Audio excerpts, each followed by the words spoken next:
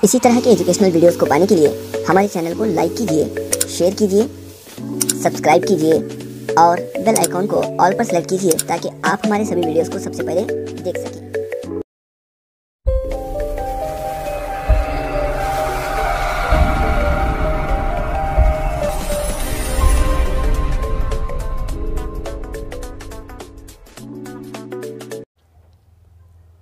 बिस्मिल्लाहिर्रहमानिर्रहीम। अस्सलाम वालेकुम दोस्तों, आज के दिन हम देखेंगे इक्तिसाबी नुकात नंबर 4, जिसमें है इब्तदाई समाज।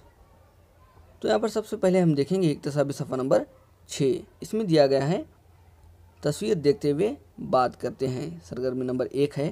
तो यहाँ पर 2 तस्वीर यहाँ पर दिए गए हैं, जिसके अंदर यहाँ हम देख सकते हैं कि एक आदमी जो है शहद जो है निकाल रहा है, तो कोई खेती बाड़ी कर रहा है, तो कोई शिकार कर रहा है।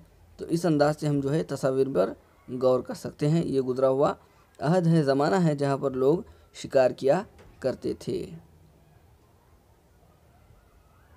तो यहाँ पर चंद सवाल दिए गए हैं। क्या है यहाँ पे सवाल कि शिकारी और ज़ख़ीरा अंदोज़ी करने वाले ग़िज़ा किस तरह ज़ख़ीरा करते थे, ग़िज़ा कहाँ से लाते थे। तो ये जो सवालात हैं आप अच्छी तरह से इसे हैंडल कर लेंगे। हम सीधा रुख करेंगे सरगर्मी नंबर 2। सरगर्मी नंबर 2 पर है तर्ज ज़िंदगी की फ़हरिस्त बनाइए और इस पर तबादला ख़याल करें। तो तर्ज ज़िंदगी कैसी है, देखो यहाँ पर मैदान, किस मैदान में, ग़िज़ा के मैदान में जो है, ग़िज़ाई अशिया के मैदान में शिकारी और ज़ख़ीरा अंदोज़ी का दौर किस तरह का था और मौजूदा दौर किस तरह का है। लिबास में देखिए, शिकारी और ज़ख़ीरा अंदोज़ी के दौर में लिबास किस तरह से पहना करते थे और मौजूदा दौर में किस तरह के लिबास इस्तेमाल किए जा रहे हैं। इसी तरह हथियार पहले किस तरह से इस्तेमाल किए जाते थे और अब किस तरह से इस्तेमाल किए जा रहे हैं। और उसके बाद नेक्स्ट है रहने की जगह, पहले कहाँ रहते थे लोग और अब कहाँ रह रहे हैं। तो इसके मुताल्लिक़ यहाँ पर देखेंगे हम। सबसे पहले हम ग़िज़ाई अशिया में लिखेंगे शिकारी और ज़ख़ीरा अंदोज़ी का दौर। इसमें क्या लिखेंगे हम, यहाँ देखिए, जानवर और सब्जियाँ इनकी अहम ग़िज़ा हुआ करती थी। फल, शहद, क़ंद, गोश्त वग़ैरह इस्तेमाल करते थे। और मौजूदा दौर में लिखेंगे हम, मौजूदा दौर में भी इन्हीं अशिया का इस्तेमाल कर रहे हैं, मगर इनको पकाकर खाया जा रहा है। तो ये 2 फ़हरिस्तों में हम उसे लिखेंगे। पहले वाले जो पॉइंट है वो हम लिखेंगे यहाँ पे, दूसरे वाला जो मौजूदा दौर है वो यहाँ पे। अब लिबास पहले किस तरह का था और अब किस तरह का है।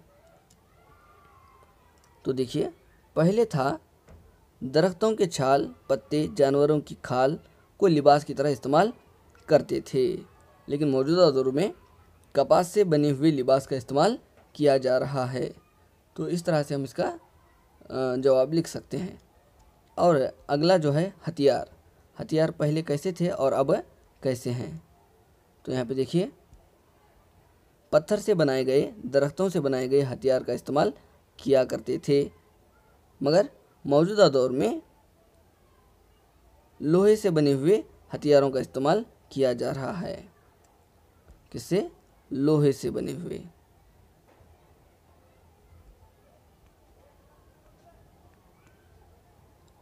अब इसके बाद है रहने की जगह। तो रहने की जगह, जो पहले गुजरे हुए अहद के जो लोग थे वो कहाँ रहते थे, पहाड़ों की कोह, दरख्तों में, नदियों के किनारे रहा करते थे। मौजूदा दौर में घरों की तामीर करके यहाँ रहने लगे हैं। तो इस तरह से हम इस फ़हरिस्त को जो है मुकम्मल कर सकते हैं। इसके बाद यहाँ पर एक कहानी दी गई है, जिसके अंदर ये कहानी है किसकी, जाजी। जाजी की कहानी पढ़िए और बहस करें। तो आप इसे एक बार अच्छी तरह से पढ़ लें। हम सीधा सरगर्मी की तरफ बढ़ेंगे। तो क्या है यहाँ पे, ग्रोह के लोग जाजी को वहीं पर छोड़कर आगे जाने जैसी हालत क्यों पेश आई, क्या आप बता सकते हैं। तो इसका जवाब डायरेक्टली यहीं पर कहानी में होगा। तो आप इसे अगर तलाश करेंगे तो जल्दी से जल्दी वो मिल जाएगा। देखिए,